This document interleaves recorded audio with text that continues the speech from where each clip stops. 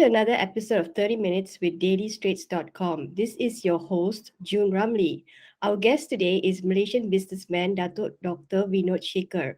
Datuk Vinod is the chairman and CEO of PETRA Group, a global conglomerate involved in sustainable technologies, manufacturing, infrastructure, media, entertainment, agriculture, lifestyle, research, and philanthropy.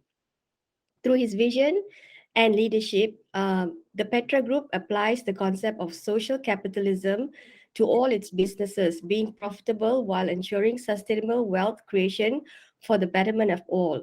To date, Dato' Vinod has successfully developed green rubber, which uses globally patented D-Link technology and for the first time ever allows tires to become a renewable resource. With over 1.5 billion rubber tires being discarded each year, green rubber is capable of erasing one of the world's biggest environmental threats. Besides that, Datuk Vinod is also the big boss for the Malaysian news website, The Vibes. So, without further ado, let's invite Datuk Vinod to the show and ask him all about his business ventures and other matters. Hello, Datuk. Thank you so much for joining us today. How are you keeping? Very well, thank you.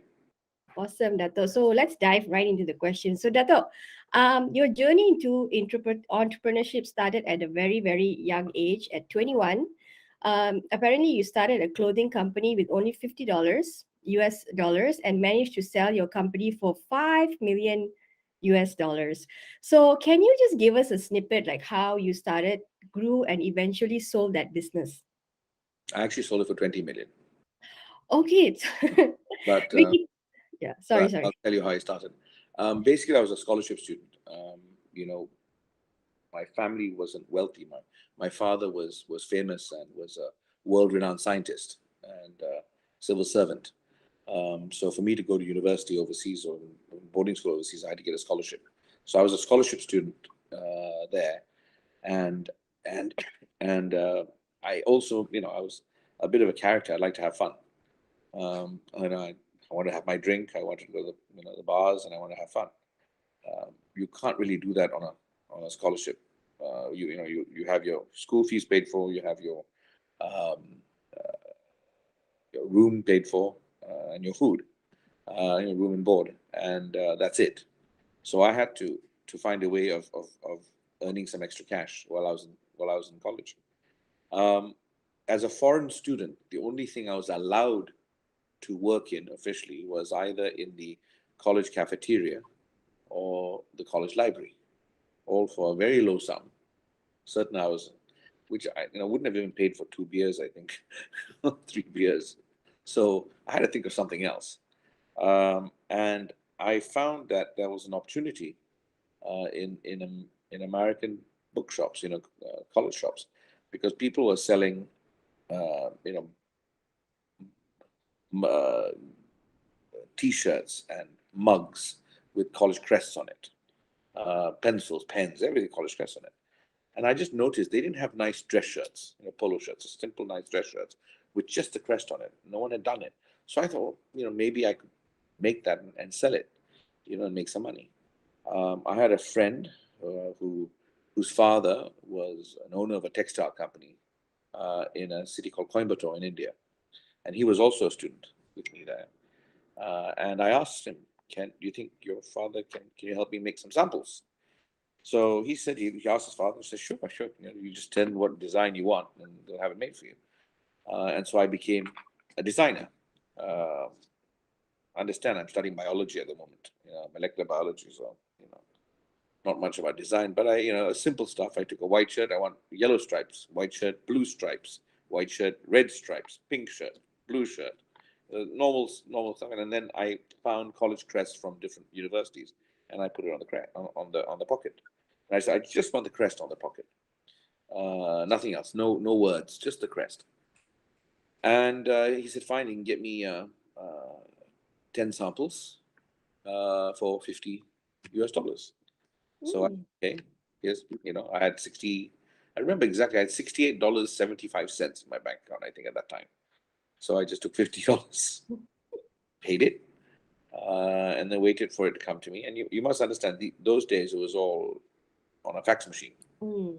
So I had to go find a fax machine somewhere, and send the fax with what I wanted, etc. And it was an interesting way of doing business. I mean, the communication was different than it is now. Mm. Very different. There was no email, Mm. if you like, to communicate. So anyway, in fact, there wasn't even a mobile phone. There was, you know, you made an appointment to meet someone somewhere, and you had to go there and meet them there at that time. Yeah. So I got my samples, and then I went to the different colleges because I had different university crests. Mm-hmm. And one of the universities said, yes, okay, good idea. A lovely manageress there who I, just sort of looked doughy-eyed to and said, sorry, I need, I'm a student and I'm trying to sell this. So she suddenly agreed to buy over 350, I think, shirts. I was shocked because I was really trying to sell like 5 or 10 and make a Yeah. difference, you know. I convinced her to give me a 50% deposit. She agreed. She chose the different styles, designs she wanted, colors she wanted. And I sold it to her for $12. The net price of me receiving it packaged was 6. I sold it to her for 12, and Mm. I think that university sold it for $28.95, or a bit more. I can't remember now. 30 something. It was quite a large amount. Mm-hmm. So that's how I started, and then another university said yes. Then another university said yes, and I just kept going. And then I used friends in different colleges to say, look, do you want a cut? Why Mm. did you make the offer to them? Because see what happens, people started seeing they liked it, right? Because alumni liked it, students liked it, new students came in, they'd like it, parents would buy it, which is a normal polo shirt, nice dress shirt. People just bought it. And so it grew. I had done the smart thing with a lot of them to ask for exclusivity within the college. That for this type of product, let me be the only one that can sell it because I'm going to Mm. create, I'm going to make it for you, I'm going to sell it to you, and they're making a lot of money. Mm. But they were also selling it online as we do it, so we became exclusive to all the colleges I went to. I asked for that same thing, and Mm. those days it was all new, right? So it was fine. People gave it. I mean, no one really cared for a dress shirt, and then in the end, it just took off. It just took a life of its own. We were doing about 100,000 shirts. Wow. I was learning all about trade financing. I was learning about letters of credit. I was learning about shipments, insurance of shipments. A lot of hard lessons along the way. Some downs when we couldn't get the shipment done right, and learning how we got it right. Learning about how logistics worked. Yeah, it was, but it How didn't. was your grades? How was your grades? Did you keep it up or I kept was my grades up, and one thing I did was I always kept my grades up. Otherwise, my father would have like whacked me. So, but it became clear that I enjoyed this. I enjoyed Mm. building businesses. I enjoyed making money. I enjoyed what I could do with the money because as soon as I made the money, I started a small little foundation to help kids, and I was able to help, and that felt good. Um, and I just enjoyed building things. I suddenly realized I liked being this entrepreneur. So before 21 years old and before that t-shirt business, no, you've not done Like, anything. 19, oh, 19, sorry. Before that, you didn't do any business or your family, no. no, Okay. no, my father was a scientist and civil servant. My mother was a teacher. And, no, I had no plans to be a businessman of any kind. I was going to be first I was going to be a doctor. Then I couldn't because I fell ill, and then I went into science. And then that was the plan. Um, Nothing much else. Sometimes fate takes you a different direction, and so Okay. So then how, that uh, company was sold because suddenly such became a huge market, but I owned the sole rights for that area, and it was worth so much, and the brand was worth so much at the time. And Ziva, another large company just bought it from it for a very 4 years later. It wasn't immediate, but 4 years, 4.5 years later. But I had wh- come back by then. while you were still a grad student? No, I had come back to Malaysia by Oh, then. oh, okay. Got back to Malaysia by then. So I sold it. I mean, hey, wouldn't you? Start selling at $50, you sell it, that kind of return. So, but I'd already gone by. I mean, by then I'd come back to Malaysia. We had created the Mont Kiara International School in Mont Kiara. I founded it. I'd started East Asia. I'd started Southeast Asia's first commercial internet company, Asia Connect. When I started that, there were only 700 internet users in Malaysia. Again, everyone said I was out of my mind. Who is going to send a message on a computer? That's what a fax machine is for. I was convinced it was the future, that everything would be revolve around it. And I remember even predicting, I gave an interview, I think. I remember it was the Far East Economic Review, one of the magazines, and I said, you'll be doing everything on a little hand device soon, and everything, our life will revolve around the internet. And I was convinced of it. So I set it up and made a lot of money from that, because, internet became what internet became. Yeah. Then I did a lot of other businesses. I created a small abrasive disc, circular abrasive discs, the smallest optic engine for projection technologies. I focus on technologies, evolving technologies, new technologies. I went into film and entertainment. We funded the Tarzan TV series in a joint venture with Disney MGM. We're the first Southeast Asian company to do so. And we did a lot of things that no one else had done, that no one else had tried to do. Some things were stupid. I tried to go into a sports car company. I made it work, but we had awful partners. Real rogues. And with lessons you learn as you go along. But I was, I think, the first Southeast Asian to own an F2000 team, F3 team, F1 team. I was 23 or 24 when I owned it. Long before what everyone else does now. It was fun. Didn't make me money, but you learn lessons from all these things. Spend a lot of money, but so expensive lessons, so you need to learn it. But that's how I started out. Awesome, Dato'. So that's actually a good intro to my next question. So you venture into many businesses. I was wondering, how do you take due diligence on each business before you venture into? Do you do business plans or? Two parts. I first have to like the business, Mm. and it has to play a role in what I believe in. I'm a social capitalist. Um, that means I believe that you must make money, but how you make money matters. And true capitalism is about sustainable wealth creation. So you have to create and make it sustainable, which means you have to lift people out of poverty. Okay. Because you must create a strong middle class. Only with a strong middle class does your business thrive, does a community thrive. If a community thrives and a community is healthy and vibrant, I make more money. So it's very simple. It's a selfish thing. I want your money, but I need you to have it before I can take it from you. Right? So I have to play a role in pushing people out of poverty.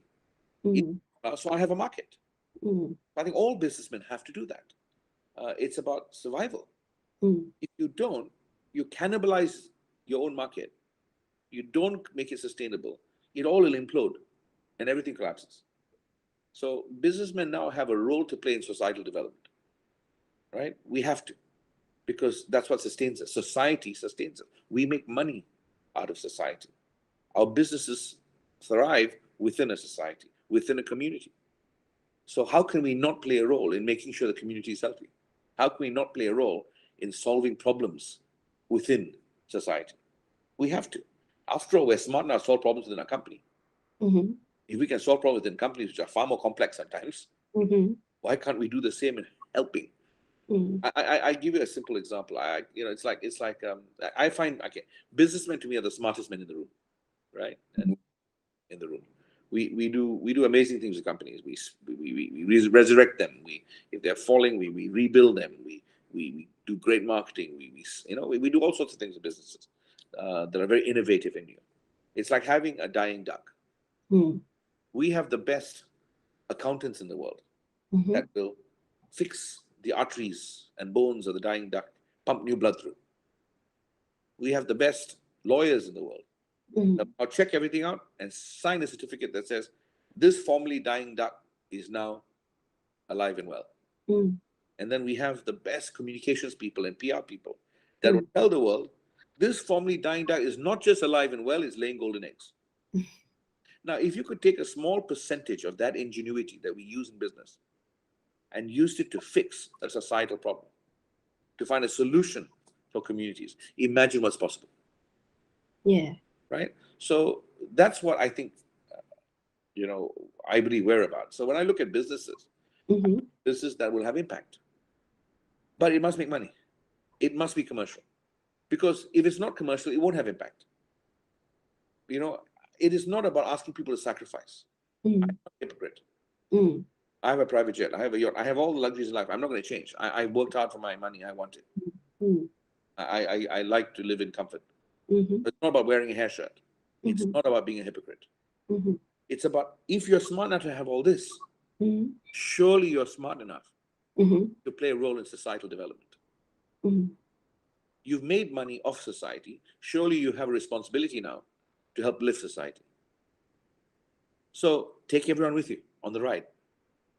Right? So when we look at business, we look at how it impacts. How can we improve the impact? And that's decision one. That it must be something that fits that model for me. Second is the normal. You look at the business, you look at the cash flow, you look at the business plan, and you see whether it makes sense. But more importantly, I see whether we can make a difference, whether our abilities can enhance that business more further, whether we can structure it and take it forward. So, we do our due diligence. It's like any normal due diligence, but we're less scared. We're a company that takes more chances than most, and because we invest in things that a lot of people wouldn't, or a lot of people would say, let's see if it works first. We'll take that first leap. We'll take that first step and that challenge. That's why we do technologies that no one else has done before. That's why, we create value. It doesn't always work. It doesn't always work. And I have failed several times, fallen flat on my face. But luckily, my successes outweigh my failures, and then we go forward. Again, if you can learn the lessons from those failures, margin of error reduces. Yes, that's true. That's true. Successes increase and your failures reduce. You can't go anywhere and say, "Oh, I'm never going to fail." That's bullshit. Right? We will always trip. Right? And despite where I am now, I've made disastrous mistakes historically. I've not always been right, but I try to learn from them, move forward from there. Okay, Dato. So, forgive me for asking this question. So, if one Googles you out or even reads your Wikipedia page, they will probably read a string of unfavorable news about you. So, I just wondered, has all this news ever impacted your ability at all to undertake any new businesses or even gain the trust of new business partners? Well, firstly, if you read, I don't read, that's one thing, but if you read, there's a whole bunch of good and there's a bunch of replicated bad, meaning, it's repeated. If someone is not smart enough to work out that it's actually crap, that the two can't be real, then this is obviously an attack, then they're probably not smart enough to do business with me.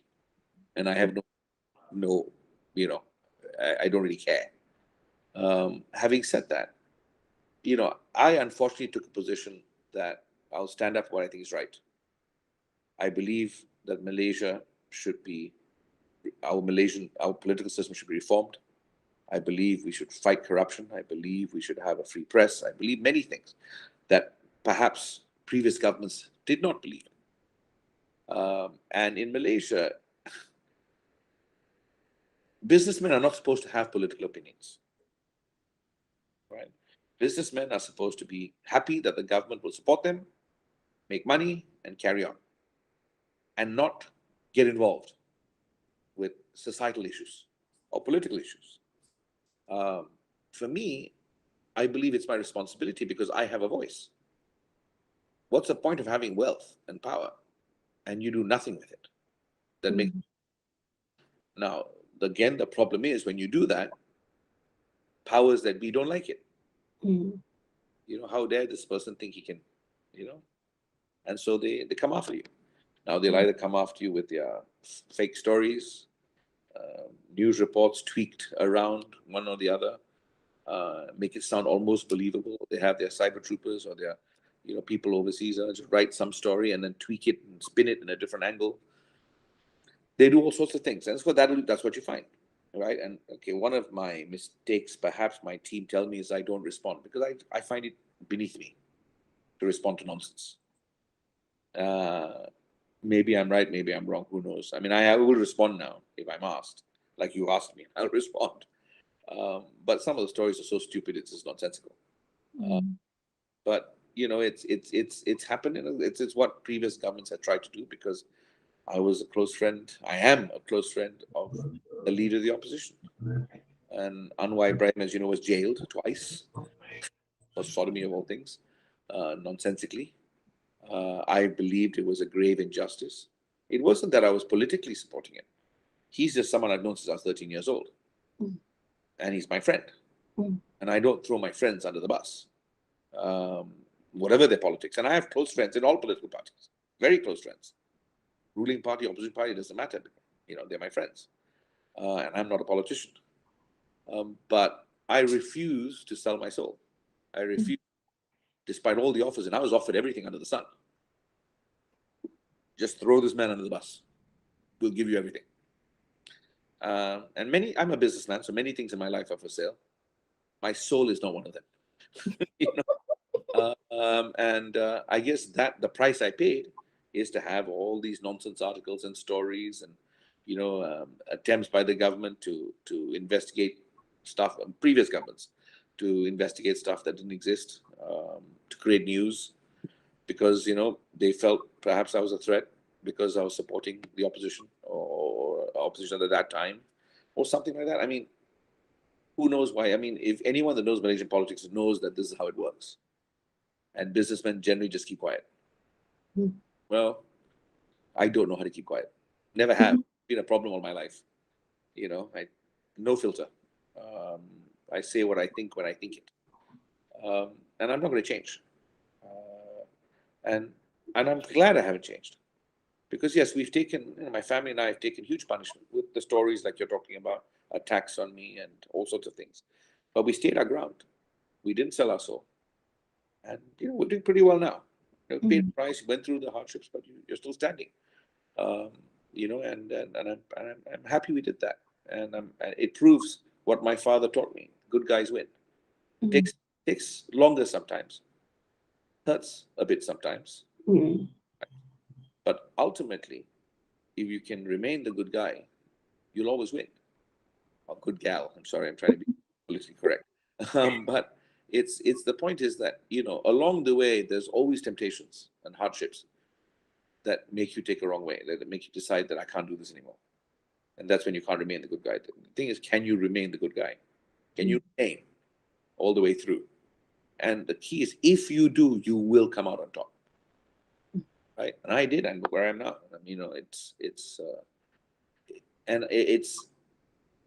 At that moment, it doesn't matter what people say, what nonsense you read. It's meaningless. So when you ask me, does it affect me? Of course it affects me. No one likes nonsense being written about you. You don't like your family members to read it. You don't like your friends to read it. But I have close enough friends now who look at it and just start laughing. Right? I mean, it'll be moronic stories, that makes no sense. How can he be doing all this and be this? It doesn't make sense. So I also have to take a position that if there are people that don't dig deeper to find out what's behind the story, then they're probably not worth even having as a partner, because they're not thorough enough. They're not looking at everything. It's also taught me that I don't, I decide for myself about a person. I don't, care what the internet says. I will do my due diligence on the individual. I think I'm smart enough. My team are smart enough to do it. And so it has had impact here and there, but nothing that's really stopped me from growing and doing what I do. Nothing's that prevented me from expanding our businesses. And you're talking to someone that's never taken a government contract in his life. I've never taken a government contract in my life. I've never taken a government grant in my life. I've never been funded by the government in my life. I don't have a loan from the government. I've never taken public funds. I've never even had a public company in Malaysia. So how do you deal with someone like me? You can understand the conundrum of those in power that might want to, you know. So the only thing they have left is to find little angles here and there to use. And then, then try to bribe you, right? Try to buy you out. Put enough pressure and then say, okay, now, hey, it's world. Yeah, so yeah, I hope that answers the question anyway. Yes, Dato, very well answered. In 2008, you made headlines for being sued by Hollywood actor Bruce Willis, which was later resolved. So lately, the actor has come in play again for being unwell. He's very unwell right now. And I was just wondering, Dato, if you are still in contact or Let me just say, friends. Bruce Willis is a very good man. He is a friend. He remains a shareholder of one of my companies, Oh, right? And at that time was a miscommunication. What people don't understand is the headlines made was because it was pushed in Malaysia, right? Yes, his management sued but they sued everybody. They sued a lot. They were trying to get funds back in. They sued for an investment back, right? To the company, not me. They didn't sue me for anything. They sued the company. But as I said, the news likes to tweak things, right? Sue me. Um, I didn't know what it was about, right? Until it came on the press, I didn't even know about it. When I talked to him the next morning, the next day, 24 hours later, he immediately sent out a press statement to say that it's miscommunication. The suit has been vacated, it has been removed, and he has complete confidence in the company and continues to support the management. End of story. But you see, that one gets page 48. The one in the first day, the scan, the exciting story gets page one. But the fact that I'm sorry, that was all a mistake. It was not, and that's not it. Everything is fine, and carry on. Gets page 48, or this disappears in the ether. But I hope that answers the question for you. That's yeah. So he's still a shareholder till yes, today. yes. Oh, can I ask what company? Which company? Or is that PNC? No, no, green rubber. Oh, Green Rubber. Awesome. So, Dato, so for many years, A very, very good man, though, and it's very sad what's happened because there are very few people like him. He's very, he says things as they are, and he's honest, and he's just a great guy. So it's very sad what's happening now. so you're friends with him, you're still WhatsApping with him, I don't and WhatsApp everyone, but I would say he's still a friend, and he's still someone I do care about. He's a good man. awesome. Okay, that's good. For many years, Dato, you have been off the radar, but recently you've made a comeback in a huge way, and now you've launched the Vibes. And have some of the country's top journalists working for you. Like some of them are my ex bosses. So tell us, Dato, what was the need for you to launch a new website? Okay, you know, one of my pet gripes in Malaysia was why can't I just get the news? Why can't somebody just tell me what's happening instead of giving me an angle skewered? I'm smart enough. I can decide whether the government is wrong or the opposition is wrong. I can decide whether a policy is right or wrong. Just tell me what it is. Tell me what's going on. Let me have news. Let me have it immediately and dig. Give me analysis, proper analysis, so that I can balance things out. Yes, maybe an editorial is about supporting one side. Then give me an opposing editorial, an opposing view, so I can decide. Give me two things. And I wonder why a news site can't do that. And it became clear because they're always owned by Mm. somebody that has an angle. Whether it's a newspaper being owned by a political party or owned by a businessman linked to something. And I felt that what, I should do something about this. You know, sometimes people think I'm full of myself, but I just felt it's something I should do.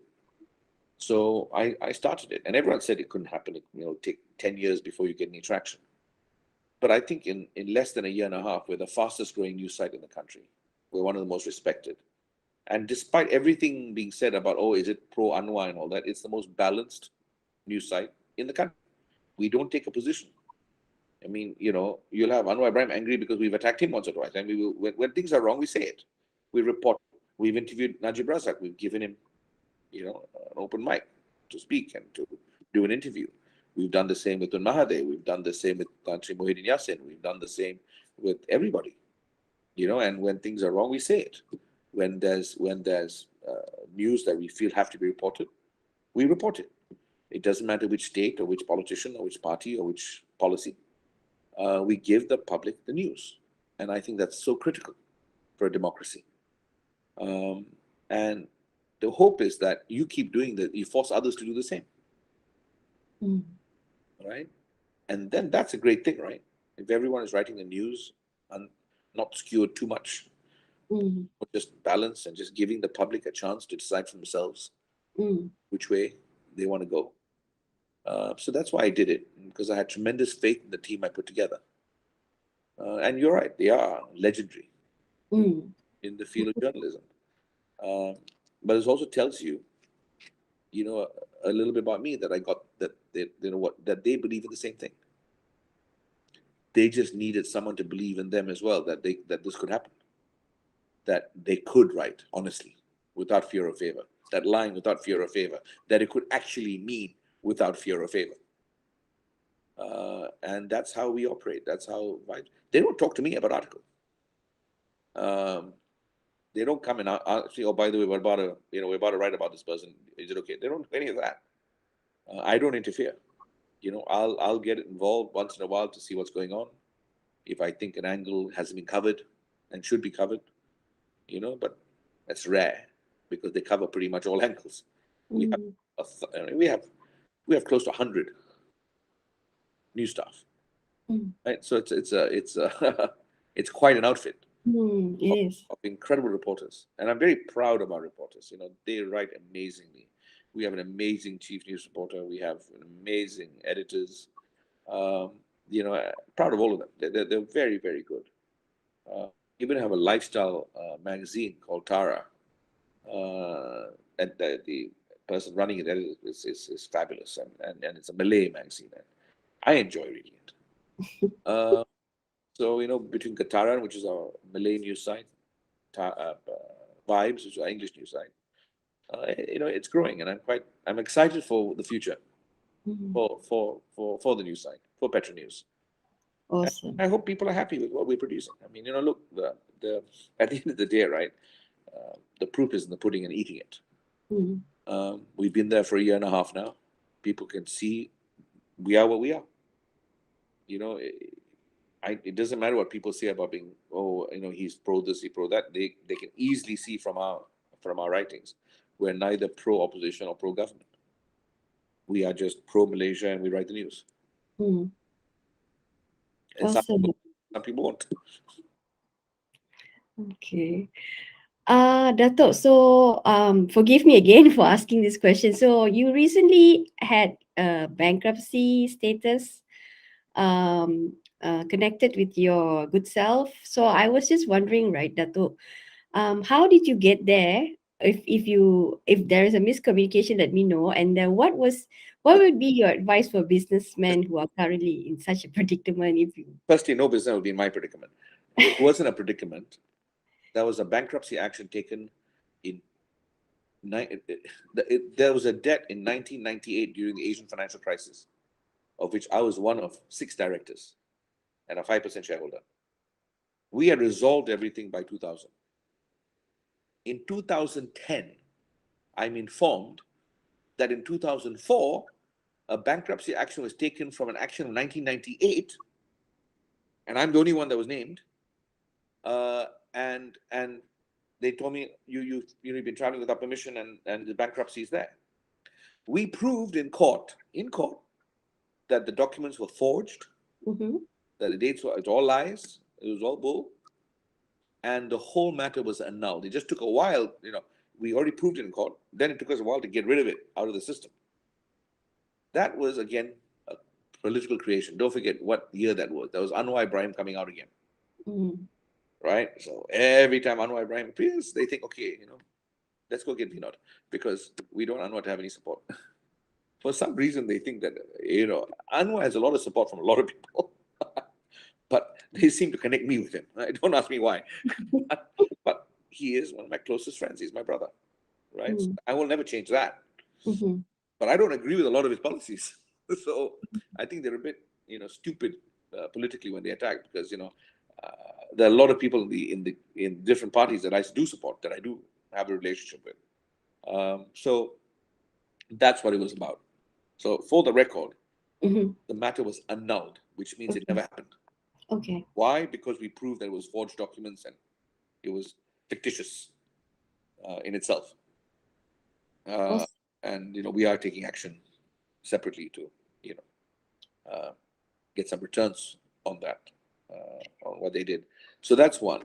But let's going to people that might face themselves in that because they failed. It's not the end. Everyone falls. It's what you do after you fall. If you give up, then it's just a waste. No lessons learned. But if you can get up and realize, well, you did it once and you made a mistake and you fell, surely you can do better now, because you now realize what was wrong, what you did wrong. And get up, do it again, but the right way. And perhaps avoid some of the mistakes. Sometimes it's just bad luck. Hopefully the luck changes. I mean, there are lots of reasons, but falling and just lying there dead makes no, doesn't help anybody.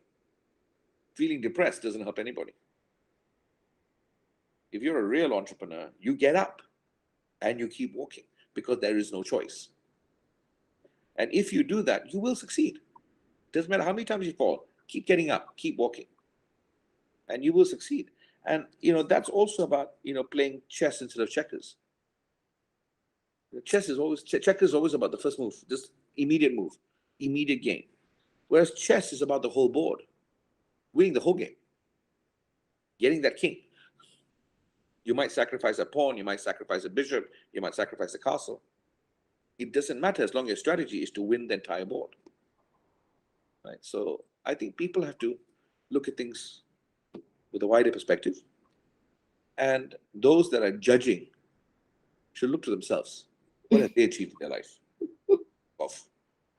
And that person that failed tried, but trying again. I have more, faith in that person, and more pride in that person than that person who's judging that person who's not done anything in their lives, who's not attempted anything, but they're happy to go and, say little things about others. So to entrepreneurs that fall, you get up. To anybody that fails at things, get up. I failed, many times, many times. I keep getting up, keep going forward. And guess what? I have a super yacht and a plane. Right? How much more blunt can I be about, eventually you'll get there. Right? So, here's someone that has fallen many times and has had to get up, and has had to fight different battles. But you will get there, and then as long as you keep moving forward, learning your lessons, and moving forward. Awesome, Dato'.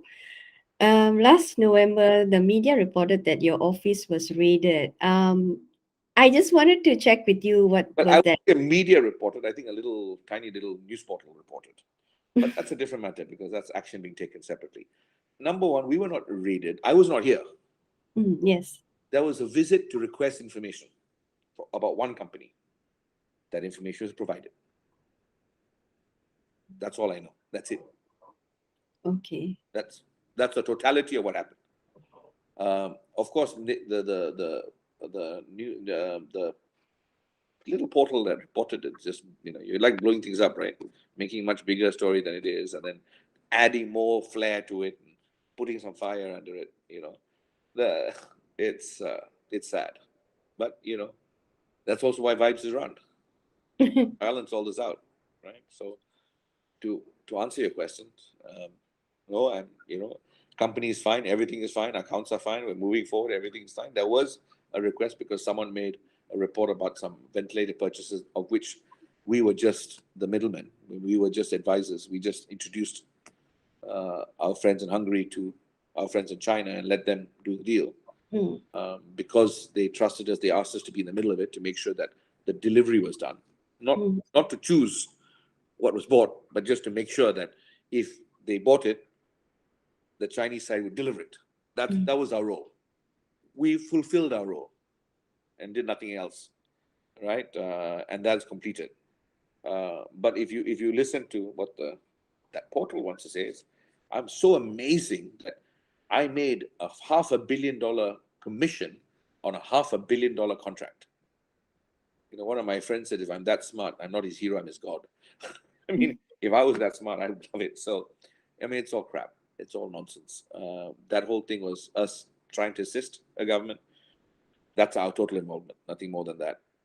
And because of that, there was a request for information to make sure that we had paid all our taxes. We did everything. We provided all the documents we had to provide, and and Mm.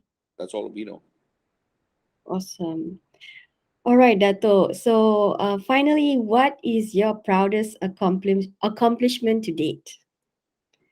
Proud is a compliment. Apart from my two daughters, Mm-hmm. who I'm immensely proud of. They're amazing girls. They're amazing, smarter than me, prettier than me, which doesn't take a lot, but uh, they're just simply amazing. But apart from that, I I think it's trying to get close to living up to the kind of standards and beliefs my father had, to actually make a difference in people's lives.